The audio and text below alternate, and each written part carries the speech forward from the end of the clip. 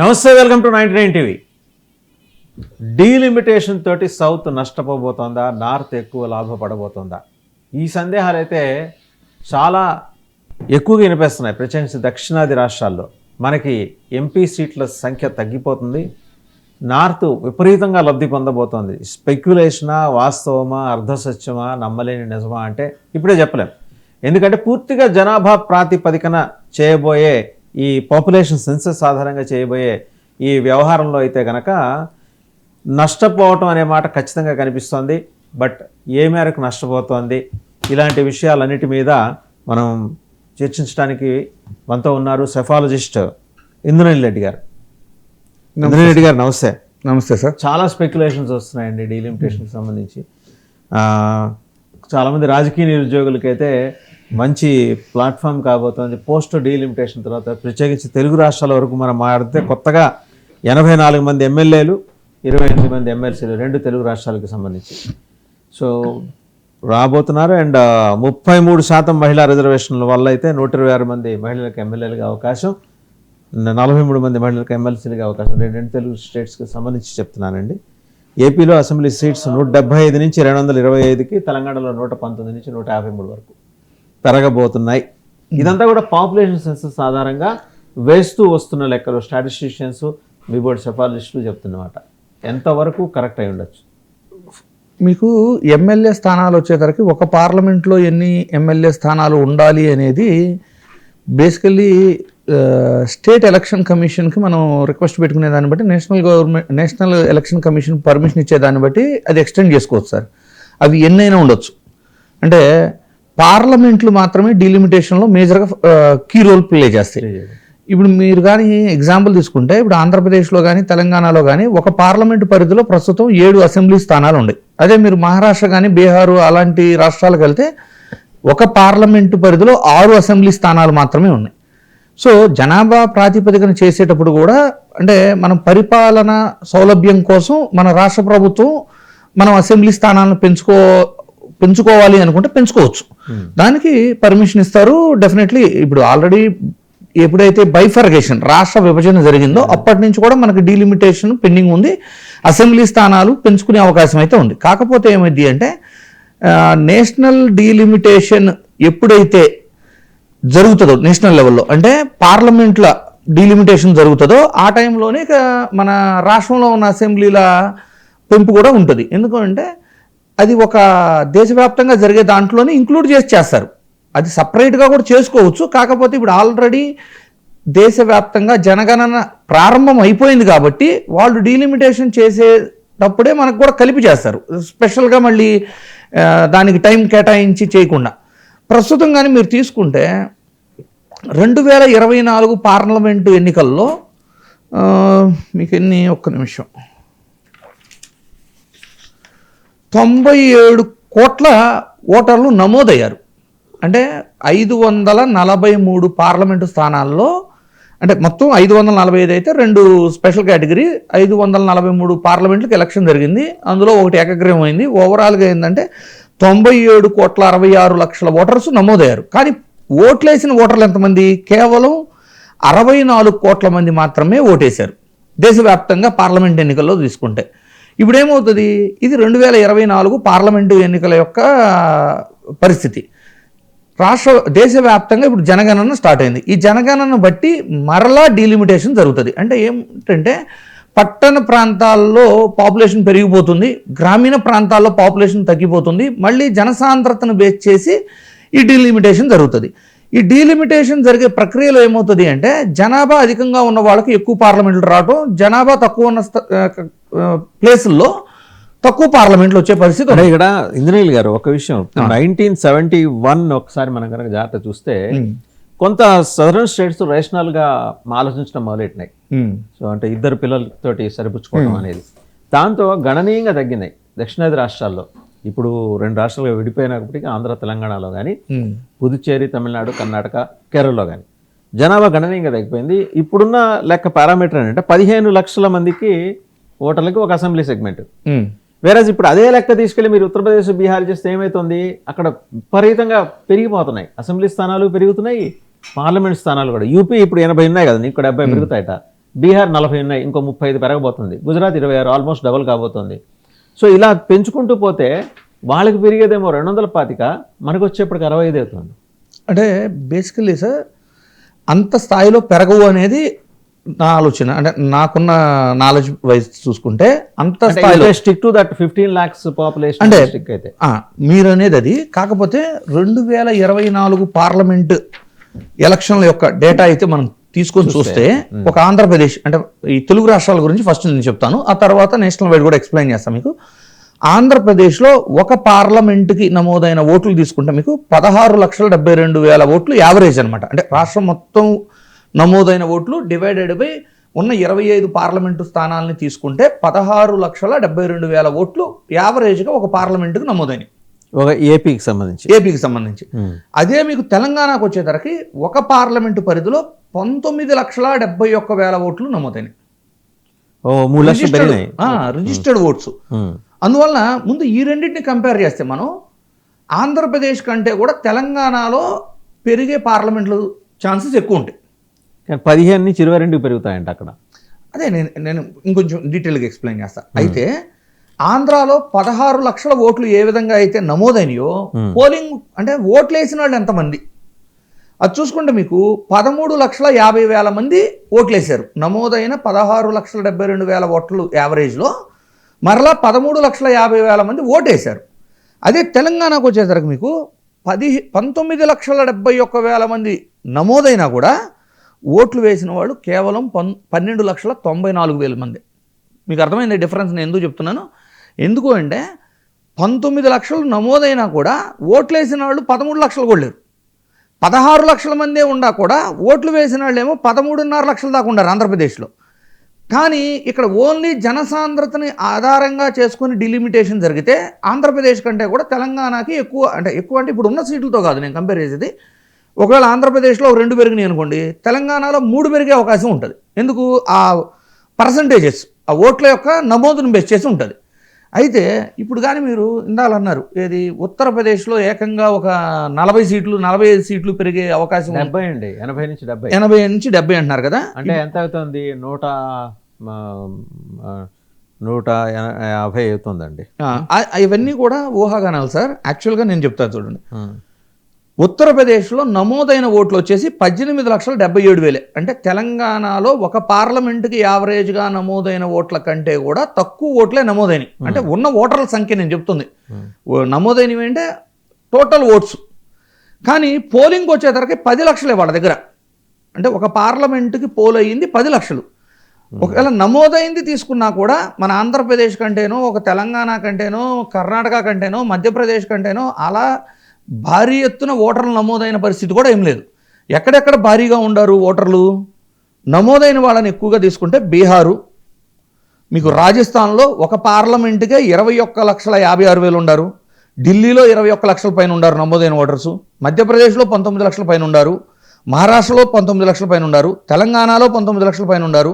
అంటే ఎక్కడైతే ఓటర్లు అధికంగా నమోదై ఉండారో ఆ ప్రాంతాల్లో కొంచెం పెరిగే ఛాన్స్ ఉంటుంది, ఎక్కడైతే తక్కువ ఉండారో అక్కడ తగ్గే ఛాన్స్ ఉంటుంది.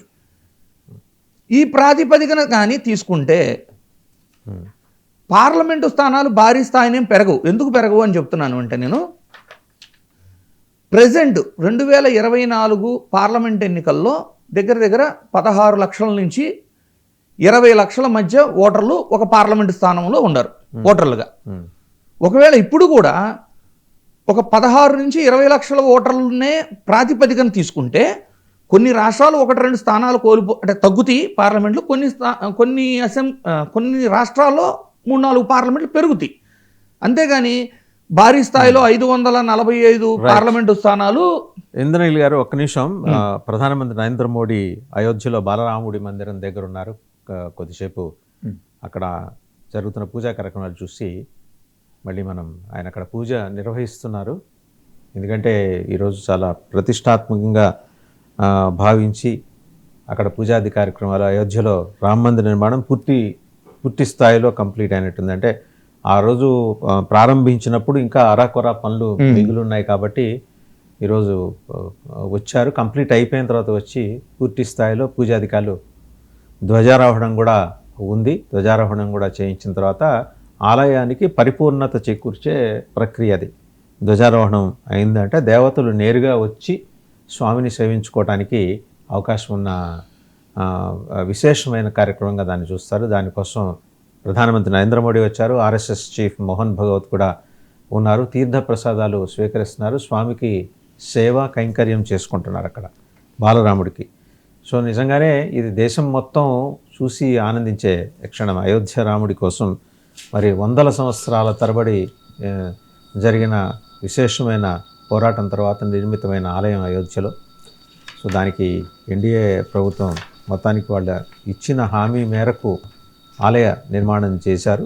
చేసిన తర్వాత ఇప్పుడు ఇంకా అంటే ఆ ముహూర్తం కోసం ఆగారు. ఆ ముహూర్తానికి ఇంకా కొన్ని పనులు మిగిలి ఉండటం వల్ల, అంటే పూర్తిగా ఆలయ నిర్మాణం కావాలంటే దానికి ఆగమం ఉంటుంది. ఆగమం ప్రకారం చేయాల్సిన క్రతువులన్నీ చేశారు, కంప్లీట్ అయ్యాయి. కాబట్టి ఈరోజు వచ్చారు, ధ్వజారోహణ కార్యక్రమాన్ని నిర్వహించబోతున్నారు.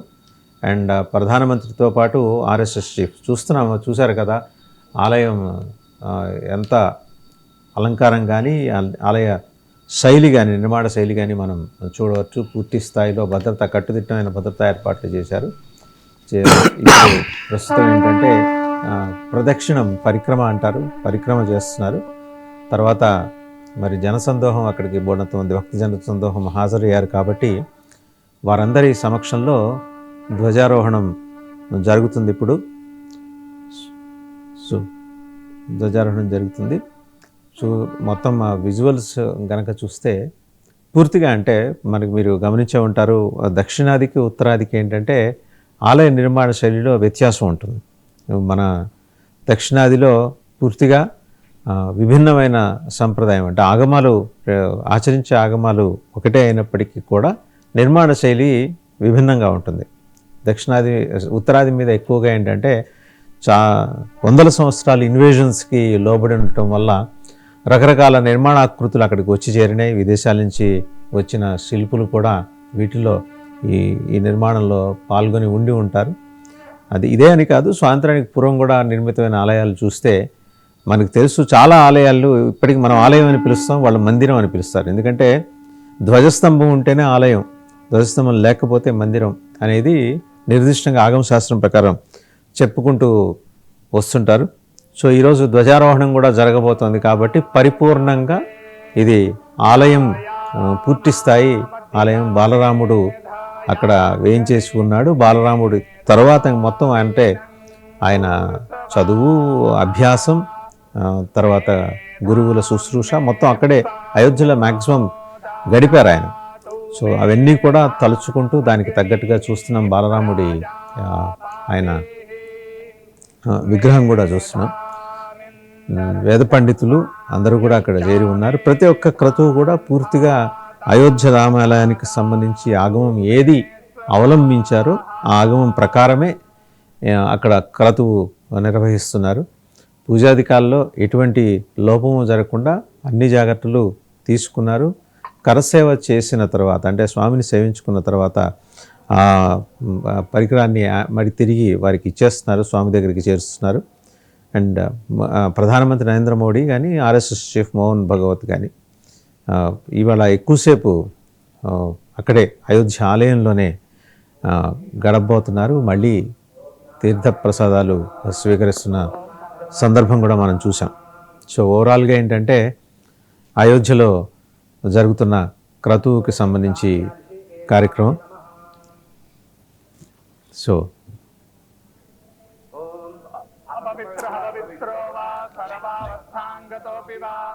యస్మరేత్ పుండరీకాక్షం ఉమాయాభ్యంతరః శుచిః పుండరీకాక్షః పునాతు పుండరీకాక్షః పునాతు పుండరీకాక్షః పునాతు. స్వస్తిజలకం ఓం స్వస్తి న ఇంద్రో వృద్ధశరావాః స్వస్తి నః పూషా విశ్వవేదాః. రామాలయం పరిపూర్ణంగా నిర్మితమై ఇప్పుడు భక్తజన కోటికి పూర్తి స్థాయిలో అందుబాటులోకి రానుంది. ఎందుకంటే ఇంకా కొన్ని పనులు మిగిలి ఉన్నాయి. ఆ రోజు అనుకున్న ముహూర్తానికి లాస్ట్ ఇయర్ అవన్నీ కూడా కంప్లీట్ చేశారు. So coming back to our subject, మీరు ఇందాక చెప్తా వస్తున్నారు ఇవన్నీ స్పెక్యులేషన్సే, ఆ స్థాయిలో పెరగకపోవచ్చు. యూపీలో 80 సీట్లు ప్రస్తుతం ఉన్నాయి సార్. అది ఉత్తరాఖండ్ వెళ్ళిపోయిన తర్వాత కూడా 80, అంటే ఒక దేశంతో సమానం అవుతుంది న్యాయంగా మాడితే, చిన్న చిన్న దేశాలు కంపేర్ చేస్తే. ఇవాళ అక్కడ ఇంకో 70 సీట్లు పెరిగితే రేపు పొద్దున ఖచ్చితంగా ప్రధానమంత్రులు కీలకమైన బాధ్యతలు నిర్వహించే పోర్ట్ఫోలియోలన్నీ కూడా ఆ స్టేట్ కాదు, బీహార్కి వెళ్ళిపోతాయి, గుజరాత్కి వెళ్ళిపోతాయి అనే ఒక అపప్రద అయితే ఉంది. అంటే who ever comes into power అండి, కేవలం మోడీ అనే కాదు. ఉత్తరప్రదేశ్లో ఒక పార్లమెంట్కి యావరేజ్గా నమోదైన ఓట్లు 18 లక్షలు ఉన్నప్పుడు వాళ్ళకి 80 పార్లమెంట్ల నుంచి 150 పార్లమెంట్లకు వెళ్ళాలి అంటే వాళ్ళు 15 లక్షలు కూడా కాదు, 10 లక్షలని ఒక ప్రాతిపదికగా తీసుకోవాల్సి వస్తారు. అంటే ఒక పార్లమెంట్లో 10 లక్షల ఓటర్లు ఉన్న ప్రాంతం, ప్రతి ప్రాంతాన్ని ఒక పార్లమెంటుగా డీలిమిట్ చేయాల్సి వస్తారు. నేను అనుకోను 10 లక్షలు జనసాంద్రతనే ఒక పార్లమెంటుగా చూజ్ చేసుకుంటారు అనేది. సో ఆబ్వియస్లీ ఏంటంటే సార్, కొంత నష్టం అయితే దక్షిణ రాష్ట్రాలకు ఉంది అనేది మాత్రం వాస్తవం. అది మీరు నమోదైన ఓట్ల ప్రకారం కానీ, అంటే ఓటర్లు జనాభా ప్రాతిపదికన కానీ తీసుకుంటే డెఫినెట్లీ నష్టం జరిగేది ఎవరికి? ఆంధ్రప్రదేశ్కి, కేరళకి, వెస్ట్ బెంగాల్ కూడా జరుగుతుంది. ఇలా నష్టపోయే వాళ్ళు చాలా మంది ఉన్నారు. ఒక అంచనా ఏంటంటే తెలుసా అండి, కేరళ ప్రస్తుతం 20 ఉన్నాయి, ఒక్కటి కూడా పెరగబోట్ల. తమిళనాడు 39 ఉన్నాయి, 10 పెరుగుతాయంట. అన్ని పెరగవు సార్. అదే నేను ఏమంటున్నానంటే, ఫస్ట్ ఆఫ్ ఆల్ ప్రజెంట్ మీరు 2024 పార్లమెంట్ ఇప్పుడు ఇక్కడ స్క్రీన్ మీద వేస్తున్నారు కదా, ఈ డేటా మీరు తీసుకున్న, ఇది ఎలక్షన్ కమిషన్ అఫీషియల్ గా అనౌన్స్ చేసిన డేటా. ఏది రాష్ట్రాలు ఏంటి, ఆ రాష్ట్రాల్లో నమోదైన ఓట్లు ఎన్ని, పోలైన పర్సంటేజ్ ఏంటి, ఆ అఫీషియల్ గా అనౌన్స్ చేసిన డేటా. ఆ డేటా వైజ్ తీసుకున్నా కూడా మీకు దేశవ్యాప్తంగా ఏ పార్లమెంట్ తీసుకున్నా కూడా 13 నుంచి 20 లక్షలు యావరేజ్గా ఉన్నాయి. సో నెంబర్ ఆఫ్ పార్లమెంట్లు పెరగాలి అంటే ఆ 13 నుంచి 20 లక్షల మధ్య ఉన్న ఆ ప్రామాణికంగా ఏదైతే తీసుకున్నారో ఒక పార్లమెంటుకు ఉండే జనసాంద్రత అనేది, దాన్ని భారీ స్థాయిలో తగ్గియాలి. అంటే ఒక పార్లమెంటుకి 10 లక్షల ఓటర్లు ఉంటేనే ఒక పార్లమెంటుని కన్సిడర్ చేస్తాము అనే లెవెల్ ఆఫ్ స్ట్రాటజీకి వస్తే తప్పితే, ఇప్పుడు ఎవరైతే స్పెక్యులేషన్స్ జరుగుతున్నాయో భారీ స్థాయిలో పార్లమెంట్లు పెరుగుతాయని, అది జరగదు. ఒకవేళ ఏం జరుగుతుంది, ఒకవేళ 15 లక్షలు ఒక ప్రాతిపదికన తీసుకున్నారనుకోండి సార్, దేశవ్యాప్తంగా ఇంకో 30-40 పార్లమెంట్లు పెరుగుతాయి. అలా పెరిగినప్పుడు కూడా డెఫినెట్లీ జనాభా ప్రాతిపదికన చేసేటప్పుడు దక్షిణాది రాష్ట్రాలకి, ఎందుకంటే 1971 తర్వాత పాపులేషన్ మీద కంట్రోల్ చేసుకొని డెవలప్మెంట్ మీద ఎక్కువ ఫోకస్ చేసిన దక్షిణాది రాష్ట్రాలకు కొంత నష్టం జరుగుతుంది. అయితే ఇక్కడ నాకు అసలు నేను అబ్జర్వ్ చేసింది ఏంటి అంటే సార్, ఇప్పుడు ఒక బీహార్ తీసుకోండి, ఒక గుజరాత్ తీసుకోండి, ఒక మధ్యప్రదేశ్ తీసుకోండి, మహారాష్ట్ర తీసుకోండి, ఉత్తరప్రదేశ్ తీసుకోండి, ఏవైతే కొన్ని రాష్ట్రాలు ఉన్నాయో అక్కడ ఓటరు పోల్ పర్సంటేజ్ చాలా తక్కువ ఉంటుంది, 55%, 60% ఉంటుంది. ఇప్పుడు అక్కడ ఓట్లు వేయరు అంటే అసలు నిజంగా జనాభా ఉందా, ఒకవేళ జనాభా ఉంటే ఎందుకు ఓట్లు వేయరు, అలాంటి వాళ్ళకేమో ఇప్పుడు జనాభా ప్రాతిపదికన భారీ స్థాయిలో పార్లమెంటు స్థానాలు పెంచి, మన దక్షిణాది రాష్ట్రాలు అవ్వచ్చు, ఒక వెస్ట్ బెంగాల్ అవ్వచ్చు, అంటే ఎన్డీఏ కూటమి అధికారంలో లేని కొన్ని రాష్ట్రాలను కానీ మీరు చూస్ చేసుకుంటే ఓటింగ్ పర్సంటేజ్లు భారీ ఎత్తున ఉంటాయి. అంటే మన ఆంధ్రప్రదేశ్ని ఒక ఎగ్జాంపుల్ తీసుకోండి, 16 లక్షలు యావరేజ్గా ఒక పార్లమెంటుకు ఉంటే 13 లక్షల పైచీలకు ఓట్లు పోలవుతున్నాయి. అదే మీకు ఉత్తరప్రదేశ్కి వెళ్తే 18 లక్షల పైచీలకు ఓటర్లు ఒక పార్లమెంటుకు నమోదైతే 10 లక్షల మంది కూడా ఓటేయట్లా. రైట్, నేను అదే పాయింట్ దగ్గరకు వస్తున్నాను సార్. మీరేమంటున్నారు, 2024 పార్లమెంట్ ఎన్నికల్లో పోలైన ఓట్ల ప్రాతిపదికనే రేపొద్దున అదనంగా పెరగబోయే సీట్లు ఉంటాయని మీరు అనుకుంటారు, అంటే శాస్త్రీయంగా మీరు చేస్తున్న ఆలోచన. కానీ అక్కడ ఉన్న అబ్జర్వేషన్ ఏంటి, ఇప్పుడు అలా కాదు, పాపులేషన్ సెన్సస్ ప్రకారం పోతా ఉంటున్నారు. పాపులేషన్ ఉబ్బడిగా పెరిగిపోయినాయి ఉత్తరాది రాష్ట్రాల్లో జనాభా, for various reasons, for obvious reasons విపరీతంగా. మనం అలా కాదు కదా, దక్షిణాది రాష్ట్రాల్లో మనం రేషనల్గా ఏంటి జనాభా నియంత్రణ పాటిస్తూ కుటుంబానికి 2 చొప్పున అనుకుంటాం. 70 ఏళ్ళ తర్వాత చూడండి ఎంత డిక్లైన్ ఉంది జనాభా ఇక్కడ మీకు. అక్కడ చూడండి అబౌవ్ వింధ్యాస్ 2 మనకు ప్రమాణం, వింధ్య పర్వతాలకు పైన, వింధ్య పర్వతాలకు దిగువన. వింధ్య పర్వతాలు దిగువన ఏంటంటే రేషనల్గా ఆలోచించడం ఎక్కువ ఉంది కాబట్టి జనాభాని నియంత్రించుకోవటం, డెవలప్మెంట్ మీద ఎక్కువ ఫోకస్ పెట్టడం. అక్కడ జనాభా మీద ఫోకస్ పెట్టినప్పుడు అదే ప్రమాణంగా తీసుకుంటే ఇప్పుడు నా దగ్గర నాకు అందిన లెక్కల ప్రకారం కొంచెం అటు ఇటుగా పెరిగే అవకాశం ఉందని అనుకున్నా. బట్ వేరాస్ మీరంటే ఏంటి, 2024 పోలైన ఓట్లను బట్టి మీరు మాట్లాడుతున్నారు. అంటే ఓటర్లను బట్టి అంటే జనరల్గా ఏంటంటే డీలిమిటేషన్ అనేది జనాభా లెక్కల ప్రకారమే జరుగుతుంది. జనాభా అంటే ఓటు హక్కు లేని వాళ్ళు కూడా కౌంట్ వస్తారు, అంటే 18 సంవత్సరాల లోపు వాళ్ళు కూడా కౌంట్లోకి వస్తారు. కానీ నేను చెప్తుంది ఏంటంటే పోలైన ఓట్స్ అంటే 18 సంవత్సరాల పైచిలకు ఏజ్ ఉన్న వాళ్ళు వాళ్ళని ప్రామాణికంగా తీసుకొని నేను చెప్తున్నా. అయితే ఇవన్నీ మల్టిపుల్ ఫ్యాక్టర్స్ ఉంటాయి. ఇప్పుడు ఒక అండమాన్ నికోబార్ ఉండేది సార్, ఎగ్జాంపుల్కి అండమాన్ నికోబార్లో ఉండే ఓట్లు 3 లక్షలే, అయినా ఒక పార్లమెంట్ ఇవ్వాల్సి వస్తారు. 4 లక్షల ఓట్లున్న సిక్కింలో ఒక పార్లమెంట్ ఉంది. అట్లా కొన్ని సార్లు ఏమవుతాయి అంటే మీరు లక్షద్వీప్ తీసుకున్నారనుకోండి 50,000 ఓట్లకే ఒక పార్లమెంట్ ఉంది. అంటే జియోగ్రాఫికల్ గా కూడా కొన్ని సందర్భాల్లో ఒక పార్లమెంట్ అనేది అలాట్ చేయాల్సి వస్తారు. సో ఇక్కడ ఏంటి అంటే ఇప్పుడు గోవా ఉంది సార్, మీకు ఒక ఎగ్జాంపుల్. గోవాలో 6 లక్షల ఓట్లకు 2 పార్లమెంట్లు ఇచ్చారు. 6 లక్షల ఓట్లకి 2 పార్లమెంట్లు ఇవ్వడం జరిగింది. అంటే జియోగ్రాఫికల్ కండిషన్స్ ఉంటాయి. అండ్ కొన్ని సందర్భాల్లో ఏమైందంటే జనసాంద్రత ఎక్కువ ఉండడం అవచ్చు, కొన్ని సందర్భాల్లో ఏమైందంటే డెవలప్మెంట్ ఈ గవర్నెన్స్ కోసం వాటిని ఇంప్రూవ్ చేయాలనుకున్నప్పుడు పార్లమెంటు స్థానాలు పెంచడం ఉంటుంది. ఇవన్నీ చాలా వాటిని వాళ్ళు అంటే ప్రామాణికంగా ఓన్లీ జనాభాని మాత్రమే తీసుకుంటారు అనేది కరెక్ట్ కాదు. ఎస్, అంటే మీరు అన్నది 50,000 కొన్ని సందర్భాల్లో 50,000 ఉంటే అక్కడ తప్పదు. సిక్కిం కావచ్చు, గోవా కావచ్చు, 1,00,000 2 లక్షలు కావచ్చు, ఇవన్నీ ఓకే. నేననే అలా కాదు కదా, మీరు పోలైన ఓట్లు లేకపోతే అక్కడున్న ప్రస్తుతం ఎగ్జిస్టింగ్ ఉన్న మీ గోవా, లక్షద్వీప్ ఇలాంటి చిన్న వదిలేయండి. దక్షిణాది రాష్ట్రాలు ఎక్కువ కన్సర్న్ ఫీల్ అవుతున్న ఇదేంటి, అక్కడ జనాభా ఎక్కువ ఉంది కాబట్టి ప్రపోర్షనేట్గా పెరుగుతుంది. అండ్ దక్షిణాది నుంచి రాబోయే రోజుల్లో ప్రధానమంత్రి కావడానికి అవకాశం లేని ఒక విచిత్రమైన పరిస్థితి రాబోతోంది. ఏదో మన అదృష్టం కొద్దీ పివి నరసింహారావు గారిని ఇలా మనం చూడగలిగాం, కానీ భవిష్యత్తులో అయితే ఈ అవకాశం ఉండబోదు. బీహార్ 40కి అదనంగా 35, యూపీ 80కి అదనంగా 70, గుజరాత్ 26 ఉంటే డబుల్ కాబోతోంది. ఇవన్నీ అప్రహెన్షన్స్ అనుకోండి, అర్ధసత్యాలు అనుకోండి. ఈ స్పెక్యులేషన్స్ మీద అయితే గవర్నమెంట్ ఆఫ్ ఇండియా లేకపోతే election commission of India clarity ఇవ్వాలి కదా. ఇవ్వాలి. నేనేమంటున్నానంటే సార్, ఉత్తరప్రదేశ్లో 80 నుంచి 150కి పెరిగితే ఆంధ్రప్రదేశ్ లో కూడా 25 నుంచి 40-45 పెరుగుతాయి. పెరగట్లేదు కదా, వచ్చిన సమస్య 33. స్పెక్యులేషన్స్ అంటున్నా, అవి ఓన్లీ స్పెక్యులేషన్స్. ఇప్పుడు ఆంధ్రప్రదేశ్ లో మీకు ఒక పార్లమెంట్ కి 17 లక్షల మంది ఓటర్స్ ఉన్నప్పుడు మీకు ఇక్కడ ఉత్తరప్రదేశ్ లో 18 లక్షల పైచిలకు ఉన్నారు. సో జనాభా ప్రాతిపదికనే కదా ఈ పార్లమెంటు ఓటింగ్ అనేది నడిచింది 2024లో. సో వీళ్ళకి డబుల్ అయితే మనకు కూడా ఆల్మోస్ట్ డబుల్ అవుతుంది. కాకపోతే ఏమవుతుంది అంటే ఎక్కడైతే ఓటర్ల నమోదు తక్కువగా ఉందో, ఎస్పెషల్లీ ఆంధ్రప్రదేశ్ అండ్ ఒక్క నిమిషం ఉండండి నేను చెప్తాను మీకు, సౌత్లో తక్కువగా ఉన్నవి తమిళనాడు సార్. తమిళనాడులో 16 లక్షలే ఉంది ఒక పార్లమెంట్కి, ఆంధ్రప్రదేశ్కి 16,70,000 ఉంది, అండ్ కేరళకు తక్కువగా ఉంది. ఈ 3 కేరళ అయితే 14 లక్షలే ఉండే ఒక పార్లమెంట్కి. ఒక్కటి కూడా పెరగడం అక్కడ, ఒకటి కూడా పెరగకపోగా తగ్గే పరిస్థితి ఉంది అక్కడ. ఏది ఇప్పుడున్న వాటిని యాజ్ ఇట్ ఈస్ రీషఫుల్ చేసినా కూడా కేరళ ఇంకా కోల్పోతుంది 3-4 స్థానాలు. సో ఇప్పుడు ఏంటంటే ఈ రాష్ట్రాల వాళ్ళు ఎవరైతే అంటే పార్లమెంటు స్థాయిలో జనాభా సాంద్రత తక్కువ ఉందో వాళ్ళు వాళ్ళ రాష్ట్రం యొక్క ప్రాధాన్యత కోల్పోకుండా ఉండాలి అంటే పార్లమెంట్లో వాళ్ళంతా సంఘటితమై పోరాడాలి, లేదు ఎలక్షన్ కమిషన్కి రిప్రజెంటేషన్ ఇవ్వాలి. అయితే ఆ యాక్టివిటీస్ కూడా తమిళనాడులో చేశారు. కొంత ఆల్రెడీ ఎలక్షన్ కమిషన్కి రిప్రజెంటేషన్స్ ఇచ్చారు అపోజిషన్ పార్టీల వాళ్ళు. కానీ ఈ జనాభా లెక్కలు కంప్లీట్ అయితే కానీ ఒక కంక్లూషన్ రాదు. ఇది 2027 స్టార్టింగ్కి కానీ దేశవ్యాప్తంగా జనగణన కులగణన కంప్లీట్ అయింది. ఆ 2 జరిగిన తర్వాత జనాభా ప్రాతిపదికన చేసేటప్పుడు ఎవరి యొక్క అంటే ఎవరికి ఎక్కువ ఇంపాక్ట్ ఉందో వాళ్ళు డెఫినెట్లీ ముందుకు వస్తారు. సార్ ఒకసారి మన తెలుగు రాష్ట్రాల దగ్గర వద్దాం సార్.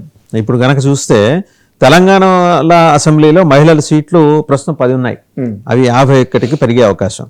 శాసన మండలిలో ఓవరాల్గా ఉన్న ఎమ్మెల్సీలు 40, అవి 51కి పెరిగే అవకాశం. అంటే ఇప్పుడు 3 మాత్రమే ఉన్న మహిళా ఎమ్మెల్సీల సంఖ్య తెలంగాణలో ఎమ్మెల్సీలు 17కి పెరగచ్చు. ఏపీలో 50 మంది కొత్త ఎమ్మెల్యేలు రాబోతున్నారు.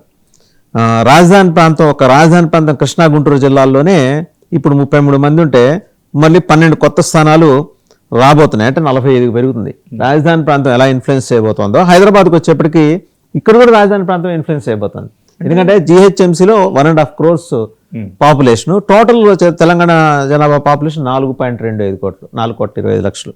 అంటే 30% తెలంగాణ రాష్ట్రం హైదరాబాద్లోనే ఉంది. సో ఇక్కడ ఇది అక్కడ కానీ ఇక్కడ కానీ విచిత్రం చూసారా, రెండు రాజధాని ప్రాంతం ఉన్న ఏరియాలే ప్రభావితం చేయబోతున్నాయి ఎంటైర్ స్టేట్స్. అదే సార్, ఇప్పుడు చాలా డీటెయిల్గా మీకు అది హైదరాబాద్ గురించి చాలా డీటెయిల్గా చెప్తా చూడండి. 1.5 కోటి జనాభా జిహెచ్ఎంసీ పరిధిలో ఉంది, అవునా? తెలంగాణలో 2024 పార్లమెంట్ ఎన్నికలు జరిగినప్పుడు ఒక పార్లమెంటుకి ఉన్న ఓటర్ల సాంద్రత యావరేజ్ రాష్ట్ర వ్యాప్తంగా తీసుకుంటే 20 లక్షల లోపు ఉంది. అంటే జిహెచ్ఎంసీ పరిధిలో ఎన్ని పార్లమెంట్లు ఉండాలి? 1.5 డివైడెడ్ బై 20 లక్షలు వేసుకున్నా కూడా 7 నుంచి 8 పార్లమెంటు స్థానాలు కేవలం జిహెచ్ఎంసీ పరిధిలో ఉండాలి. కానీ ఇప్పుడు ఎన్ని ఉండే? కేవలం 4 ఉండే. ఏది జిహెచ్ఎంసీ పరిధి అంటే మీకు హైదరాబాదు సెల్లింగపల్లి చేవేళ్లలాగా 4, మల్కాజ్గిరి 3-4 స్థానాలు కవర్ అవుతాయి. కానీ ఎన్ని ఉండాలి? జన సాంద్రత వయసు 7 నుంచి 8 ఉండాలి. ఏది 2024 పార్లమెంట్ ఎన్నికల ప్రకారం తీసుకుంటేనే 7 నుంచి 8 ఉండాలి. సో నేనేమంటానంటే ఈ డీలిమిటేషన్ జరిగేది మేజర్గా ఏంటంటే గ్రామీణ ప్రాంతాల నుంచి పట్టణ ప్రాంతాలకు వలసలు వచ్చేస్తున్నారు కాబట్టి ప్రజలంతా, పాపులేషన్ అంతా జనసాంద్రత అంతా సిటీలో పెరిగిపోతుంది. ఆ సిటీలో పెరిగిపోతున్నప్పుడు ఏమవుతుందంటే సిటీలోనేమో ఓటింగ్ పర్సంటేజ్ తక్కువ ఉంటుంది, ఎందుకంటే ఓటు వేయడానికి ఎవరు రారు సిటీలో ఉన్నవాళ్ళు. కానీ జనసాంద్రత ఎక్కువ ఉంది కాబట్టి పార్లమెంటు స్థానాలు ఆ విధంగా రీషఫల్ అవుతాయి అనుకుంటున్నా తప్పితే ఏకంగా 80 పార్లమెంట్లు ఉంటే ఉత్తరప్రదేశ్లో 150 అయిపోతాయి, మన ఆంధ్రప్రదేశ్లో 25 ఉంటే 40 అయిపోతాయి. ఇది రాంగ్ పర్సెప్షన్. ఏంటంటే ఆంధ్రప్రదేశ్ తీసుకుందాం, ఇప్పుడు అసెంబ్లీ స్థానాలకు వెళ్దాం. ఇప్పుడు అసెంబ్లీ ఒకసారి హైదరాబాద్ వస్తాయి కదా సార్, మీరు అనేది కరెక్ట్ కాబోతోంది. 24 ఉన్నాయి సార్ హైదరాబాద్ చుట్టుముట్టి 24 వేసుకుంటే అవి 52కి పెరిగే అవకాశం ఉంది. అంతే మరి పాపులేషన్ ఇక్కడే ఉంది కదా, 30% తెలంగాణ పాపులేషన్ హైదరాబాద్ కు వచ్చేసిన తర్వాత అందులో సీట్ల పరంగా తీసుకున్నా కూడా 119లో 120 యావరేజ్ తీసుకుందాం, 120లో 30% తీసుకున్నా కూడా మీకు 12, 36, 40 సీట్లు ఉండాలి కదా హైదరాబాద్. ఆ రీషఫల్ అవుతుంది అంటున్నా నేను. ఏంటంటే పాపులేషన్ మారుతున్నారు కదా, ప్రతి 10 సంవత్సరాలకి 20 సంవత్సరాలకి ఒకసారి పాపులేషన్ సెన్సెస్ తీసినప్పుడు ఎక్కడైతే జనసాంద్రత ఎక్కువ ఉందో దాని విధంగా రీషఫుల్ జరుగుతాయి. అంతేగాని ఏకంగా అంటే ఒకవేళ పెంచాలనుకుంటే 30-40 పార్లమెంటు స్థానాలు పెంచుతారు సార్ పరిస్థితులకు అనుగుణంగా. అంతేగాని ఇప్పుడున్న 545 పార్లమెంటు స్థానాలని ఏకంగా 850 పార్లమెంటు స్థానాలకు తీసుకెళ్లే ఆలోచన ఎవరికి ఉండదు.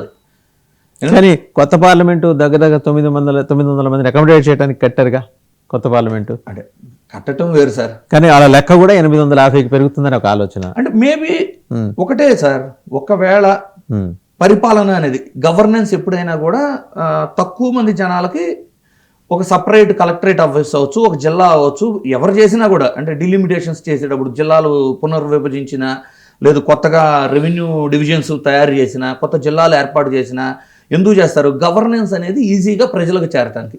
మీకు పాపులేషన్ పెరిగే కొద్దీ ఆ గవర్నెన్స్ అంటే ఒక కలెక్టరు, ఒక ఎస్పీ, ఒక డిఎస్పీ సర్వ్ చేసేదేదో దాన్ని 2 జిల్లాలుగా చేస్తే 2 కలెక్టర్లు, 2 డిఎస్పీలు, 2 ఎస్పీలు లాగా ఉంటుంది కదా. సిమిలర్ గా ఇది కూడా అంటే పార్లమెంట్లు కూడా 20 లక్షలకు బదులు 10 లక్షల మంది ప్రజలకే ఒక పార్లమెంటును చూస్ చేసుకుందాము అనుకుంటే డెఫినెట్లీ ఇప్పుడు లాస్ట్ పార్లమెంట్ ఎలక్షన్ అప్పుడే 97 కోట్ల మంది దాకా నమోదయ్యారు కాబట్టి ఈసారి 5 ఏళ్ల తర్వాత అంటే 1,10,00,000 వరకు ఓటర్లు నమోదవుతారు కాబట్టి 10 లక్షలు తీసుకుంటే 1000 దాకా కూడా వెళ్ళొచ్చు పార్లమెంట్ స్థానాలు. కాకపోతే ఇది ఎప్పుడు వాళ్ళు డెసిషన్ తీసుకున్న తర్వాత ఏంటి, ఒక పార్లమెంటు స్థానంలో ఎంతమంది ప్రజలని ఒక పార్లమెంటు స్థానంగా గుర్తించాలి అనేది ఫైనలైజ్ అయిన తర్వాత మేబీ పార్లమెంట్లు పెరిగే ఛాన్స్ ఉంటుంది. ప్రెసెంట్ ఎప్పుడైనా ప్రొసీజరల్ గా డీలిమిటేషన్ ఏంటి అంటే ప్రస్తుతం మళ్ళీ ఉన్న జనాభా ఆధారంగా రీషఫుల్ చేస్తారు పార్లమెంట్లు. అది బేసిక్గా రూలింగ్ గవర్నమెంట్కి ఫెచ్చింగ్ సార్. యాంటీ ఇన్కంబెన్సీ తగ్గుతుంది. యాంటీ ఇన్కంబెన్సీ తగ్గడానికి ఛాన్సెస్ ఏంటి అంటే నేను ఒక చిన్న ఎగ్జాంపుల్ చెబుతా చూడండి. ఒక అసెంబ్లీ తీసుకుందాం, అంటే పార్లమెంట్ కంటే కూడా మీకు సరే ఒక పార్లమెంట్ తీసుకుందాం. ఒక పార్లమెంట్లో ఒక 7 అసెంబ్లీలు ఉన్నాయి, ఏపీ కానీ తెలంగాణ కానీ. ఇప్పుడు రీషఫుల్ చేసి ఒక 3 అసెంబ్లీల నుంచి ఇంకో 4 అసెంబ్లీలు వేరే పార్లమెంట్కి వెళ్ళి కొత్తగా 4 పార్లమెంట్లు యాడ్ అయినాయి అనుకోండి. రూలింగ్ గవర్నమెంట్కి కానీ అక్కడున్న క్యాండిడేట్కి కానీ వ్యతిరేకత ఉన్నా కూడా సగం వ్యతిరేకత అంటే కొత్తగా యాడ్ అయిన అసెంబ్లీలో ఉండదు కదా వ్యతిరేకత. సో ఎప్పుడైనా కూడా డీలిమిటేషన్ అనేది ఒక యాంటీ ఇన్కంబెన్సీని కూడా సప్రెస్ చేసేస్తుంది. సో అది ఎప్పుడు కూడా రూలింగ్ గవర్నమెంట్లో ఉన్న వాళ్ళకి అడ్వాంటేజ్ అవుతుంది. మీకు 2009 కాంగ్రెస్ గవర్నమెంట్ ఫామ్ చేయగలిగింది అంటే ప్రధానమైన కారణాల్లో డీలిమిటేషన్ కూడా మేజర్ రోల్ ప్లే చేసింది ఇక్కడ. మీకు అప్పుడు అసెంబ్లీ పునర్విభజన జరిగింది కదా 2009 ఎలక్షన్ల కంటే ముందు. అది ఆ రోజున కాంగ్రెస్ ప్రభుత్వానికి బాగా హెల్ప్ చేసింది రీఫార్మ్ చేయడానికి గవర్నమెంట్. సో బేసికలీ ఏంటంటే డీలిమిటేషన్ జరిగితే first of all reshuffle of the పార్లమెంట్లో అవుతాయి. లేదు వాళ్ళు ఒకవేళ ఒక పార్లమెంట్లో ఇంతకంటే జనం అంటే తగ్గిద్దాం, ఇంకా ఇప్పుడు ఉన్న 20 లక్షల జనసాంద్రతని 10 లక్షలకు మారుద్దాము, 15 లక్షలకు మారుద్దాము అనుకుంటే డెఫినెట్లీ పార్లమెంట్లో స్థానాలు పెరుగుతాయి. అదర్వైజ్ ఏం జరుగుతుంది అంటే పాపులేషన్ వైజ్ పార్లమెంట్ స్థానాలు వస్తాయి. కాకపోతే ఇక్కడ సార్ మన బీహార్ ఎస్ఐఆర్ ఒక ఎగ్జాంపుల్. వలస వెళ్ళిన వాళ్ళని ఆల్మోస్ట్ మైగ్రెంట్స్ని కూడా కౌంట్ చేయకుండా డిలీట్ చేశారు ఎస్ఐఆర్. ఆల్మోస్ట్ 65 లక్షల ఓటర్స్ డిలీట్ చేయబడ్డారు ఎస్ఐఆర్లో, అంటే మోర్ దాన్ 10%.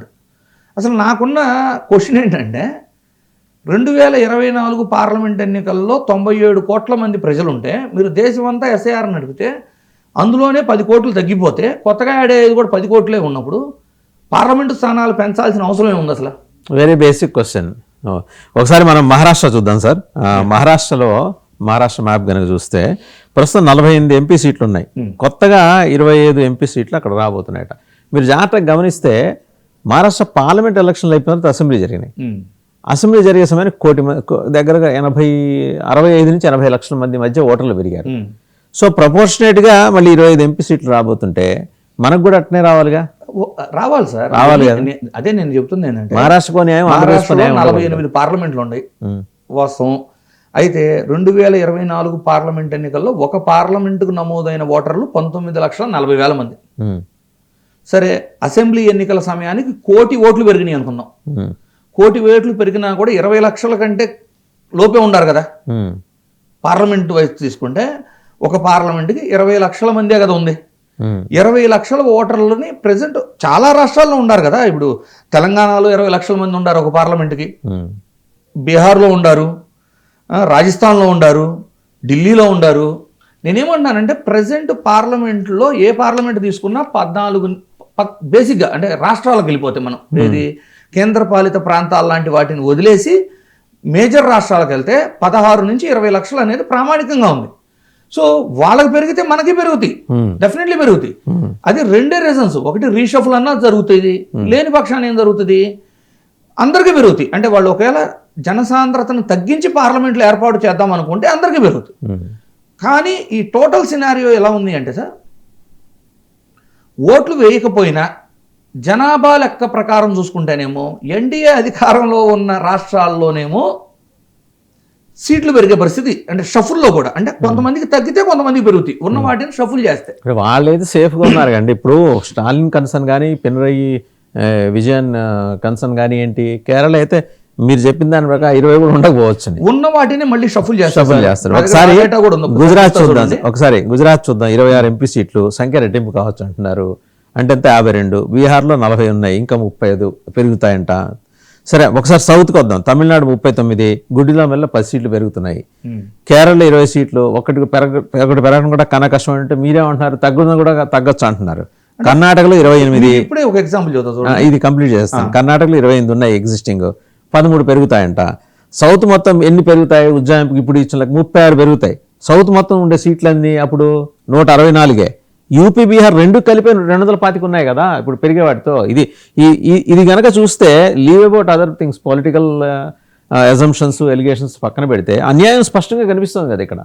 అదే సార్, నేను ఇంకా డీటెయిల్గా చెప్తా చూడండి. ఇప్పుడు మీరు చెప్పిన డేటా వైజే ప్రజెంట్ 20 లక్షలు ప్రామాణికంగా ఉంటే 2024 పార్లమెంట్ ఎన్నికలు జరిగినాయి.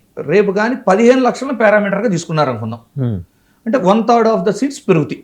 అంటే ఒక 500 నుంచి ఇంకొక 1/3 అంటే ఒక 150 సీట్లు పెరిగినాయి అనుకుందాం.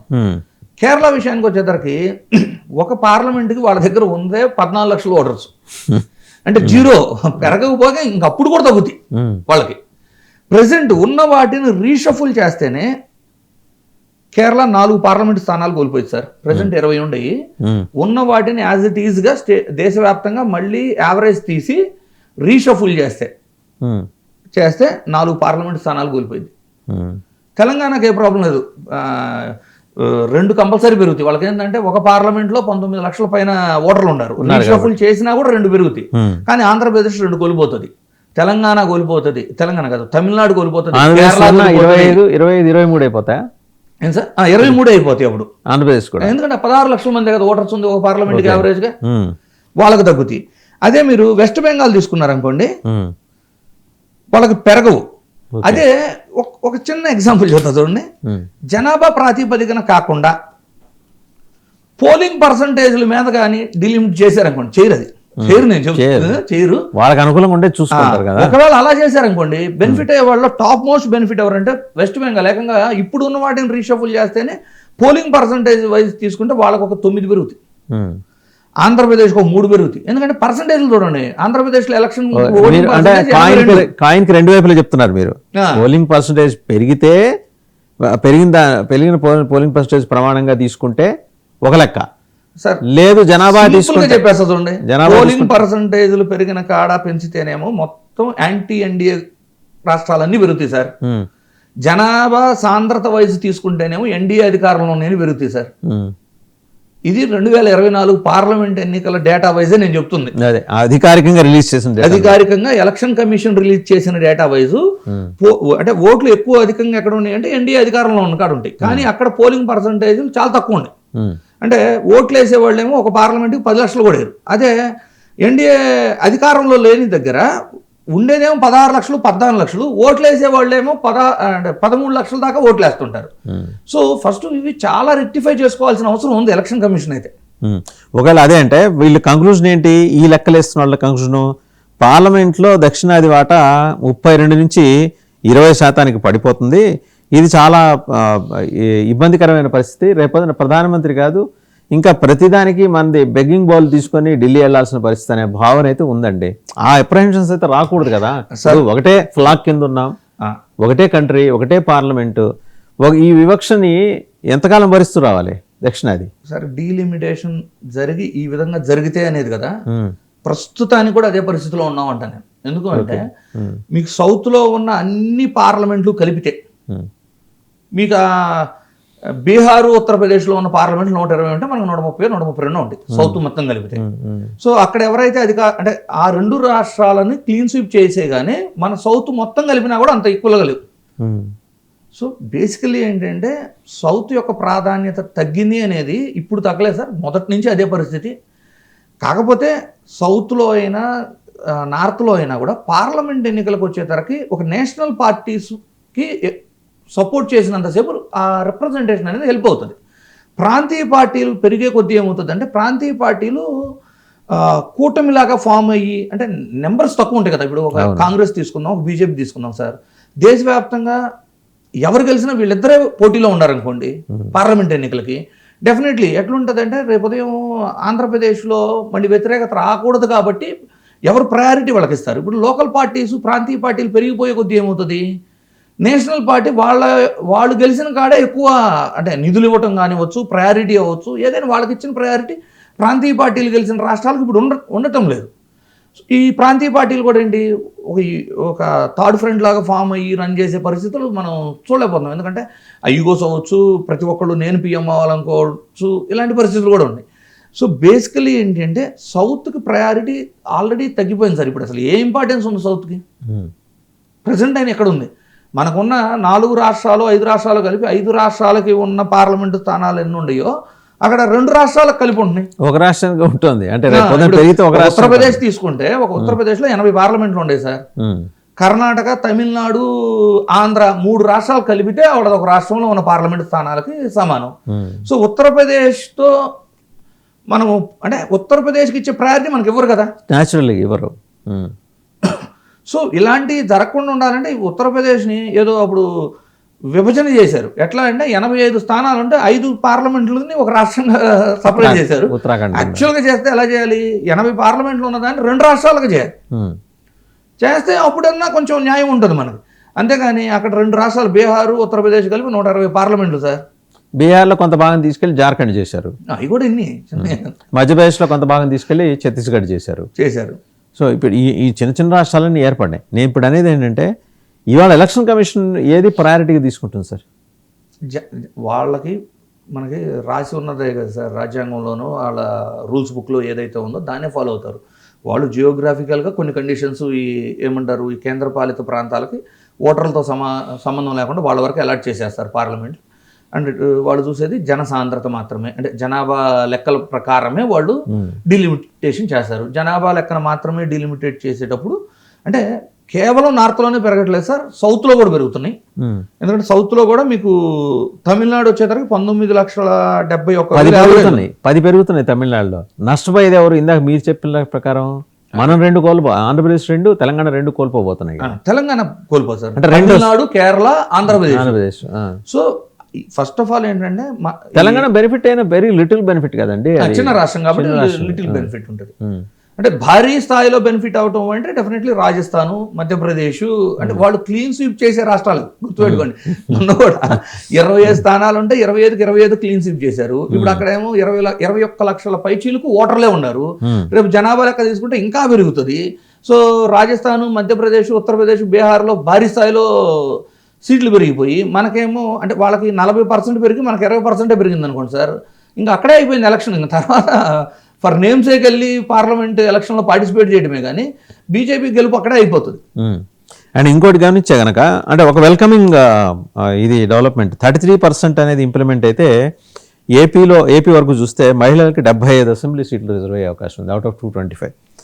ప్రస్తుతం 22 మందే ఉన్నారు మహిళా ఎమ్మెల్యేలు మనకి పార్టీలకు అతీతంగా. మాత్రం రేపు ఎలక్షన్లో డెఫినెట్లీ ఇంప్లిమెంట్ చేయాల్సింది, ఎందుకంటే రాష్ట్రపతి సైన్ కూడా అయిపోయి అంటే ప్రొసీజరల్ గా everything complete procedure. So compulsory 33% reservation అనేది మహిళలకు ఉంటుంది.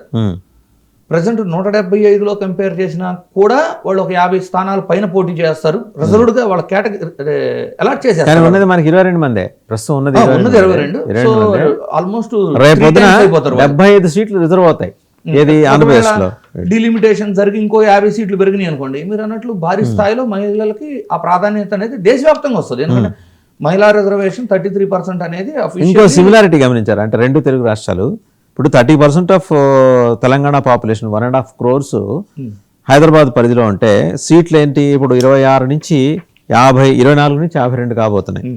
So Telangana is going Hyderabad is going to call the shots. రేపు పొద్దున వాళ్ళే నిర్ణయించబోతున్నారు, హైదరాబాద్లో గెలిచే వాళ్ళే ప్రభుత్వం నుంచి. అలాగే ఆంధ్రప్రదేశ్లో చూస్తే 50 మంది ఎమ్మెల్యేలు రాజధాని ప్రాంతం అంటే ఇప్పుడు కృష్ణా, గుంటూరు ఉమ్మడి జిల్లాలు చెప్తున్నాండి 33 మంది ఎమ్మెల్యేలు ఉన్నారండి. రేపు ఇంకో 12 మంది యాడ్ అవుతారు అంటే ఎంతమంది అండి? 45 మంది. ఈ 45 మంది అక్కడ they are going to call the shots. అంటే ఆ రాజధాని ప్రాంతాలే 2 చోట్ల కీలకం కాబోతున్నాయి. అంటే మీరు చెప్పింది ఎంత వాస్తవమో ఇక్కడే అసలు ప్రాబ్లం కూడా ఉంది. ఎట్లా అంటే చూడండి, ఫస్ట్ తెలంగాణ తీసుకుందాం. ఇంత పెద్ద తెలంగాణలో కేవలం హైదరాబాదులో ఉన్న పాపులేషన్ బేస్ చేసి ప్రభుత్వ ఏర్పాటుకు అవసరమైన నెంబర్ ఆఫ్ సీట్స్ ఇక్కడే ఉంటే, సో రిమైనింగ్ ఉన్న జియోగ్రాఫికల్గా ఉన్న ఇంత పెద్ద తెలంగాణలో మిగిలిన వాళ్ళకి రేపు న్యాయం ఏం చేయగలరు? డెఫినెట్గా ఇగ్నోర్. ఇప్పటి వరకు తెలంగాణ పట్ల జరిగిన వివక్ష కూడా ఇదివరకు కూడా అదే కదండి. అదే ఒక నిజామాబాద్ అవ్వచ్చు, ఒక కరీంనగర్ అవ్వచ్చు, ఒక మహబూబ్ నగర్ అవ్వచ్చు, నల్గొండ అవ్వచ్చు, ఖమ్మం అవ్వచ్చు, అంటే వెనకబడ్డ ప్రాంతాలు ఉండే వీటిలో. సో హైదరాబాద్ లో 1/3 ఆఫ్ ద పాపులేషన్ ఉంది కదా అని 1/3 ఆఫ్ ద అసెంబ్లీస్ ఇక్కడే సెలెక్ట్ చేసుకుంటే ఇక్కడ పోటీలో 3-4 పార్టీలు ఉండేటప్పుడు ఇక్కడ హైదరాబాద్ను శాసించగలిగే పార్టీ ఏదైతే పట్టు నిలబెట్టుకోగలదో వాళ్ళు అధికారంలోకి వచ్చేసినప్పుడు వాళ్ళు రిపీటెడ్గా ఇక్కడ డెవలప్ చేసి ఇక్కడ మాత్రమే ఓట్లు గెలుచుకున్నా కూడా మనం గవర్నమెంట్ కంటిన్యూ చేస్తాము అనే వాళ్ళకి ప్రభుత్వాన్ని మనం నిలబెట్టుకోగలము అనే భావన వాళ్ళకి వచ్చిన తర్వాత మిగిలిన ప్రాంతాల అభివృద్ధి పరిస్థితి ఏంటి? సో ఎలక్షన్ కమిషన్ జియోగ్రాఫికల్గా కూడా కన్సిడర్ చేసి చేయగలగాలి దీన్ని. అంతేగాని ఓన్లీ జనసాంద్రత ప్రకారం చేస్తే దేశవ్యాప్తంగా ఇదే జరుగుతుంది. ఇప్పటికే ఒక ముంబై తీసుకోండి ఎగ్జాంపుల్. ముంబైలో ఇప్పటికే 6 పార్లమెంట్లు ఉన్నాయి. ఇప్పుడు జనసాంద్రత ప్రకారం చేస్తే అవి ఆల్మోస్ట్ 15 పార్లమెంట్లో 20 పార్లమెంట్లోకి వెళ్ళిపోతుంది ముంబై అనేది మహానగరం. సో ఆబ్వియస్లీ ఏమవుతుంది, ఇక మిగిలిన వాటి మీద అంటే కరెక్టే విదర్భ నెగ్లెక్ట్ చేశారు, విదర్భ రీజియన్. అందుకే వాళ్ళు సపరేట్ రాష్ట్రం కావాలని కూడా పోరాడుతున్నారు వాళ్ళు. ఎందుకంటే ఫోకస్ అంతా ఇది ఫైనాన్షియల్ క్యాపిటల్ సెంట్రిక్ గా జరిగిన ఫోకస్ మహారాష్ట్ర ఇబ్బంది. ఇప్పుడు కర్ణాటక కూడా చూడండి, కర్ణాటకలో మ్యాంగ్లూరు తప్పించి మిగిలిన జిల్లాలు పరిస్థితి వెనకబడిన ప్రాంతం. తమిళనాడుకి అదే ఇబ్బంది ఉంది, కేరళకి ఆ ఇబ్బంది లేదు, ఉన్నదే చిన్న రాష్ట్రం కాబట్టి వాళ్ళకి ఆ ఇబ్బంది లేదు. ఆంధ్రప్రదేశ్కి ఇబ్బంది ఉంది, మనకి వెనకబడిన ప్రాంతాలు చాలా ఉన్నాయి, రిమోట్ ఏరియాస్. ఇప్పుడు గుంటూరు కృష్ణా సెంట్రిక్గానే ఫోకస్ పెరిగి అక్కడి నుంచి గెలిచిన ఎమ్మెల్యేలే ప్రభుత్వాన్ని శాసించే పరిస్థితి కనుక ఉంటే మరి మిగిలిన ప్రాంతాలు ఇగ్నోర్ అయ్యే అవకాశం ఉంది. అంటే ఎలక్టోరల్ పాలిటిక్స్ వేరు, జియోగ్రఫికల్ కండిషన్స్ వేరు, అండ్ ఆ రోజుకున్న డిమాండ్స్ వేరు, వీటిని పరిగణలోకి తీసుకోవాలి కదా. ఇవన్నీ కూడా కన్సిడర్ చేయాలి సార్. ఇప్పుడు కొన్ని పార్లమెంట్ స్థానాలు తీసుకుంటే మధ్యలో కొన్ని వేల లక్షల ఎకరాలు అడవులు ఉంటాయి. అంటే ఆ పార్లమెంట్ స్థానం ఈ చివరి నుంచి ఆ చివరి వరకు ఉంటుంది. మీకు బెస్ట్ ఎగ్జాంపుల్ అంటే అరకు తీసుకున్నారనుకోండి, విజయనగరం, వైజాగ్, ఈస్ట్ గోదావరి 3 జిల్లాలకు విస్తరించి ఉంటుంది ఆ పార్లమెంట్. అవతల పక్క ఛత్తీస్గఢ్ బోర్డరు అంటే 3 జిల్లాలకు విస్తరించి ఉన్న ఒక పార్లమెంట్ ఉంది. మరి ఆ పార్లమెంట్ ని స్పెషల్ గా కన్సిడర్ చేసి వాటిని 2 పార్లమెంట్లు చేయటమో, లేదు వాటిని ఎడ్జసెంట్ పార్లమెంట్లోకి జాయిన్ చేయటమో కొన్నిటిని, అంటే పరిపాలనా సౌలభ్యం కోసం కూడా వీటిని డిలిమిట్ చేయాలి. కేవలం జనసాంద్రత ప్రకారం లేదు, ఇది రిజర్వ్ చేయాలి కాబట్టి స్పెసిఫిక్గా ఎస్టీ రిజర్వ్డ్ కాన్స్టిట్యున్సీలు అన్నీ కలిపి 3 జిల్లాలు ఉన్నా కూడా దాన్ని ఒక పార్లమెంట్ చేయటం, అంటే ఇవన్నీ కూడా ఎలక్షన్ కమిషన్ చేసిన తప్పులు. ఒకప్పుడు చెయ్యబోయే డిలిమిటేషన్లోనన్నా ఇలాంటి తప్పులు చేయకుండా ఉండాలి అంటే ఫస్ట్ ఆఫ్ ఆల్ అన్ని రాజకీయ పార్టీలు ముందు గెలుపు అనే ఒక స్వార్థం పక్కన పెట్టి డెఫినెట్లీ ప్రజా ప్రయోజనాల దృష్ట్యా, రాష్ట్ర భవిష్యత్తు దృష్ట్యా వాళ్ళు వెళ్ళి మాట్లాడుకోవాల్సిన అవసరం ఉంటుంది. ద బెస్ట్ ఎగ్జాంపుల్ మీకు హైదరాబాదే. 1/3 of the assemblies, 1/3 of the పార్లమెంట్లు మీకు హైదరాబాద్లో ఉంటే హైదరాబాద్ను మించి ఎక్కడా డెవలప్ చేయరు. ఎందుకంటే ఇక్కడ మల్టిపుల్ పార్టీస్ ఉన్నాయి. మీకు ఎంఐఎం ఉండిద్ది, బీజేపీ ఉంది, కాంగ్రెస్ ఉంది, బీఆర్ఎస్ ఉంది, ఇంకా కొత్త పార్టీలు వస్తాయి. ఇన్ని పార్టీల మధ్య 30% ఓటింగ్ వచ్చిన వాళ్ళు గవర్నమెంట్ ఫామ్ చేస్తారు. ఆ 33% అసెంబ్లీలు, 33% పార్లమెంట్లు ఒక హైదరాబాద్లోనే ఉంటే ఇక్కడ పట్టు సాధించగలిగిన గవర్నమెంట్ ఫామ్ చేసినట్లే కదా. సో ఈ తప్పులు జరగకుండా ఉండాలి అంటే ఆబ్వియస్లీ ఏమవుతుంది, ఇక్కడ పట్టు ఉంది అనుకున్న వాళ్ళు వాళ్ళ బలం అంటే వాళ్ళకి అడ్వాంటేజ్ కాబట్టి వాళ్ళు సైలెంట్గా ఉండొచ్చు. అలా కాకుండా అన్ని పార్టీల వాళ్ళు ప్రజా ప్రయోజనాలు అండ్ రాష్ట్ర భవిష్యత్తును దృష్టిలో పెట్టుకొని ఇలాంటి తప్పులు జరగకుండా ఉండడానికి ఎలక్షన్ కమిషన్కి రిప్రజెంటేషన్ ఇప్పటి నుంచి ఇస్తే, ఎందుకంటే అంతా అయిపోయిన తర్వాత జనాభా లెక్కలైపోయింది, వాళ్ళు డిసైడ్ చేసిన తర్వాత వెళ్ళి మాకు అన్యాయం జరిగింది అని అక్కడ ఏడిసే బదులు ఇప్పటి నుంచే రిప్రజెంటేషన్ ఇచ్చి ఫాలోఅప్ చేస్తే ఎలక్షన్ కమిషన్ కూడా డెఫినెట్లీ కన్సిడర్ చేస్తుంది. రైట్ సెడ్ ఇప్పుడు ఆ స్టాలిన్ గారు కానీ వీళ్ళు మిగిలిన ప్రతిపక్ష నాయకులు కానీ చేస్తున్నారు. మీరు చెప్పిన ఇంకో ఎగ్జాంపుల్ రాహుల్ గాంధీ అంతా అయిపోయిన తర్వాత వచ్చి పవర్ పాయింట్ ప్రజెంటేషన్ ఇచ్చేసి వెళ్ళిపోతుంటారు. ఇప్పుడు కాంగ్రెస్ ఇప్పుడు ఇంకోటి బిగ్గెస్ట్ లూజర్ ఈజ్ కాంగ్రెస్ అనే మాట వస్తుంది. ఒకవేళ ఇదే స్థాయిలో ఇప్పుడు మనం డిస్కస్ చేసుకున్న స్పెక్యులేషన్ స్థాయిలో కనుక సీట్లు పెరిగితే ఇప్పుడు ఎంఐఎం కన్నా కష్టమైన పరిస్థితుల్లోకి వెళ్ళిపోతుంది కాంగ్రెస్ అనే మాట వాస్తవమే కదా సార్. ఇప్పుడు ఎక్కడైతే ఈ డిలిమిటేషన్ అనేది ఆబ్వియస్లీ రూలింగ్ గవర్నమెంట్ తమకు ఫేవర్ గా చేసుకుంటది, యాంటీ ఇన్కంబెన్సీ తగ్గించుకోవడానికి చేసుకుంటది, తమ 100% గెలిచే విధంగా కొన్ని నియోజకవర్గాలని డిలిమిట్ చేసుకుంటది, చాలా అడ్వాంటేజెస్ ఉంటాయి. ఆల్రెడీ అపోజిషను ఇప్పుడు దేశవ్యాప్తంగా తీసుకుంటే 3 రాష్ట్రాల్లో అధికారం, అది కూడా ఒకటి చిన్నది హిమాచల్ ప్రదేశ్, మిగిలింది కర్ణాటక అండ్ తెలంగాణ. ఇలాంటి పరిస్థితిలో ఈ డిలిమిటేషన్ వలన ఇంకా అన్యాయం జరిగి రేపొదయం అసలు గెలిపే కష్టమయ్యే పరిస్థితి ఉన్నప్పుడు ఏమాత్రం చలనం లేకుండా వీటి గురించి ఆలోచించకుండా కేవలం 2024లో జరిగిపోయిన పార్లమెంటు ఇప్పటికి 16 నెలలు 18 నెలలు అయిపోతుంటాయి. ఇప్పుడు కూడా పాత రికార్డ్స్ పట్టుకొచ్చి అంటే ఒకసారి చూపించారు, 2 సార్లు చూపించారు, జనాలకు అర్థమైంది. నెక్స్ట్ ఏంటి, మీరు ఏం చేస్తే బెటర్గా ఉంటుంది, ఎలక్షన్ కమిషన్ ఏం చెయ్యాలి అనే విధి విధానాల మీద పోరాడకుండా అడపా ఒక రాష్ట్రం ఫైల్స్ దాటం, ఎక్స్ప్లెయిన్ చేయటం, దానివల్ల ఏంటి ఇప్పుడు కాంగ్రెస్కు వచ్చే లాభం ఏంటంటాను. సో రాహుల్ గాంధీ కొంచెం మేల్కోవాల్సిన అవసరం అయితే కనిపిస్తోంది. అండ్ ఓవరాల్గా చూస్తే కనుక వీటినటిని కూడా మీరు స్పెక్యులేషన్స్ గానే చూస్తున్నారు. ఇది 80-70 ఎగ్జాగరేషన్ అవ్వచ్చా? 2 reasons sir. ఒకవేళ పరిపాలనా సౌలభ్యం కోసం జనసాంద్రతను తగ్గించి పార్లమెంటును డిలిమిటేట్ చేయాలి అనుకుంటే పెరిగితే అన్ని చోట్ల పెరుగుతాయి. అంతేగాని ఉత్తరప్రదేశ్లో 70 పార్లమెంట్లు పెరిగిపోయి 80 ఉంటే 70 పెరిగిపోయినాయి అంటే ఆల్మోస్ట్ ఒక 90% పెరిగినట్టు కదా. అక్కడ 90% పెరిగి ఆంధ్రప్రదేశ్లో మాత్రం 30% పెరగడం అనేది ఉండదు. మీరు చెప్తున్నది మ్యాథమెటిక్స్, కానీ అక్కడ కెమిస్ట్రీ వేరు కదా. అట్లేం ఉండదు సార్. లెక్క ప్రకారం మీరు చెప్పింది అక్కడ పెరిగింది కాబట్టి ఇక్కడ పెరగాలి, అది మ్యాథమెటిక్స్. కెమిస్ట్రీ ఏంటి, అనుకూలంగా రసాయనాలు కలుస్తాయి. అట్లా ఉండదు సార్. ఎలక్షన్ కమిషన్ మరి అంత దారుణంగా ఏం చేయరు. వాళ్ళు చేయగలిగే ఏముంటాయి అంటే డీలిమిటేషన్ చేసేటప్పుడు ఆబ్వియస్లీ రూలింగ్ గవర్నమెంట్ కొంచెం ఫేవర్ చేయడం కోసం చేస్తారేమో. కానీ మీరు సింగం బసవపున్నయ్య కమిటీ డీలిమిటేషన్ ప్రతిపాదన తెలిసే ఉంటుంది కదా, రాజశేఖర రెడ్డి గారు పరిపాలించినప్పుడు. అప్పుడు కూడా ఇలాంటి అభియోగాలు వచ్చాయి. రాజశేఖర రెడ్డి గారు కాంగ్రెస్కి అనుకూలంగా ఉండేట్టుగా నియోజకవర్గాల పునర్విభజన. మీకు ద బెస్ట్ ఎగ్జాంపుల్ నేను ఒక జీవితం చూసుకోండి. గుంటూరు కాన్స్టిట్యున్సీలు ఐడియా ఉంది కదా, అసెంబ్లీ కాన్స్టిట్యున్సీలు. పొన్నూరు కాన్స్టిట్యున్సీ మధ్యలో 2 అసెంబ్లీలు దాటి మళ్ళీ ఒక మండలం కలిసింది. కాకపోతే వాళ్ళు జియోగ్రాఫికల్గా అడ్జసెంట్ చూపిస్తారు, కానీ పరిపాలన పరంగా చూసుకుంటే పొన్నూరు కాన్స్టిట్యున్సీ మళ్ళీ నంబూరు అంటే పెదకాకాని మండలం కలవాలంటే మధ్యలో మీకు 2 అసెంబ్లీలు దాటి వెళ్ళాలి.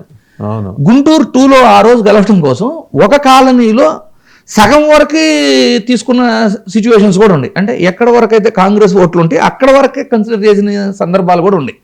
సో ఎప్పుడైనా రూలింగ్ గవర్నమెంట్ అనేది డెఫినెట్లీ వాళ్ళకి ఫేవర్గా కొంత చేసుకుంటుంది.